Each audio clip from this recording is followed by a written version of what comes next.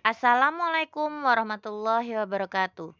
Kami peserta Latsar CPNS golongan 3, angkatan 1, kelompok 3, tahun 2021 Kabupaten Tanah Laut. Kelompok kami beranggotakan Rika Yuliani NDH 28, Maulida Nur Oktaviani NDH 29, dan Pirly Apikaningrum NDH 30. Ini adalah infografis kelompok kami tentang PNS dilarang mudik di era pandemi. Seluruh ASN dihimbau agar tidak mudik pada era pandemi ini demi mencegah penyebaran COVID-19 yang disebabkan oleh mobilitas penduduk. Dasar larangan mudik tersebut tercantum dalam Surat Edaran Menteri Pendayagunaan Aparatur Negara dan Reformasi Birokrasi Nomor 8 Tahun 2021 tentang pembatasan kegiatan berpergian keluar daerah, mudik, atau cuti bagi ASN dalam masa pandemi COVID-19. Pemerintah mulai memberikan kebijakan larangan untuk mudik bagi ASN dengan harapan akan mengurangi penyebaran COVID-19 karena jumlah ASN Indonesia hampir 4,3 juta orang. Adapun sanksi bagi aparatur sipil negara yang melanggar aturan berdasarkan Peraturan Pemerintah Nomor 53 Tahun 2010 tentang disiplin pegawai negeri sipil yang terbagi menjadi 3 tingkat. Yang pertama tingkat ringan yang berupa teguran lisan, tertulis, dan pernyataan tidak puas secara tertulis. Yang kedua ada tingkat sedang yang berupa penundaan gaji berkala selama 1 tahun, penundaan kenaikan pangkat selama 1 tahun, dan penurunan pangkat lebih rendah selama 1 tahun.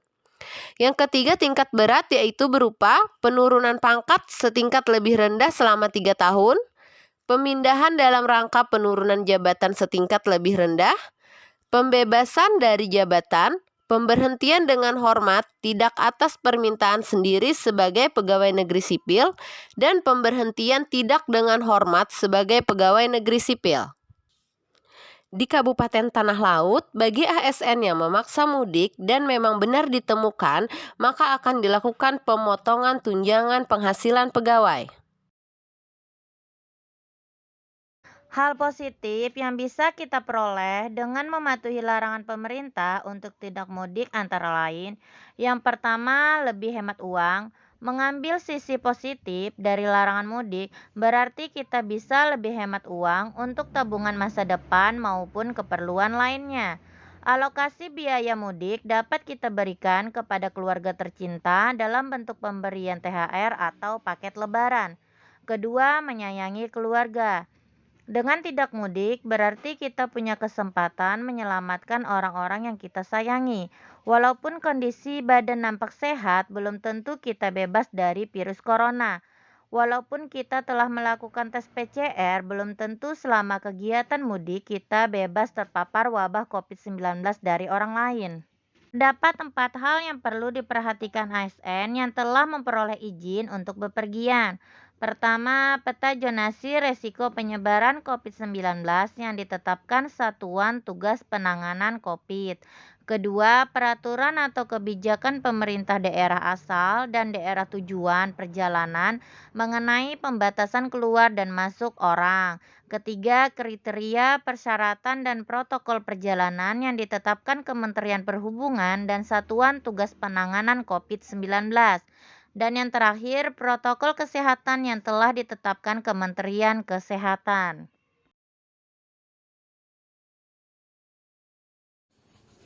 Pengecualian ASN yang boleh keluar daerah saat Lebaran 2021. Terdapat pengecualian mengenai aturan berpergian keluar daerah dalam surat edaran tersebut. ASN boleh berpergian keluar daerah apabila: pertama, melaksanakan tugas kedinasan yang bersifat penting dan memperoleh surat tugas yang ditandatangani oleh minimal pejabat pimpinan tinggi pratama atau eselon 2 atau kepala kantor satuan kerja. Kedua, terdapat keadaan terpaksa yang telah mendapat izin tertulis dari pejabat pembina kepegawaian atau PPK di lingkungan instansi. Dan yang ketiga, ASN menerapkan kriteria dan persyaratan maupun protokol yang ditetapkan Kementerian Perhubungan maupun Satgas COVID-19, serta tetap mematuhi protokol kesehatan.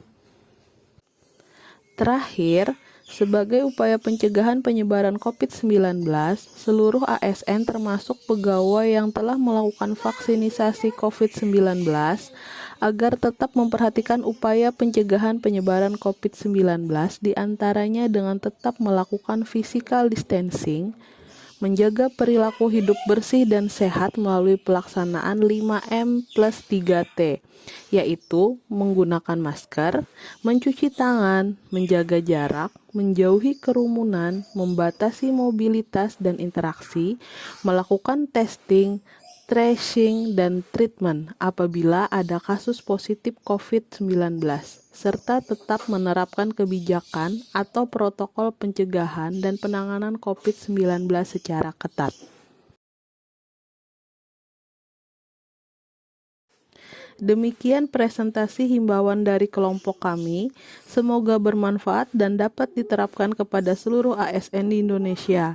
Kami mohon maaf jika ada kesalahan dalam penyampaian informasi. Terima kasih. Wassalamualaikum warahmatullahi wabarakatuh.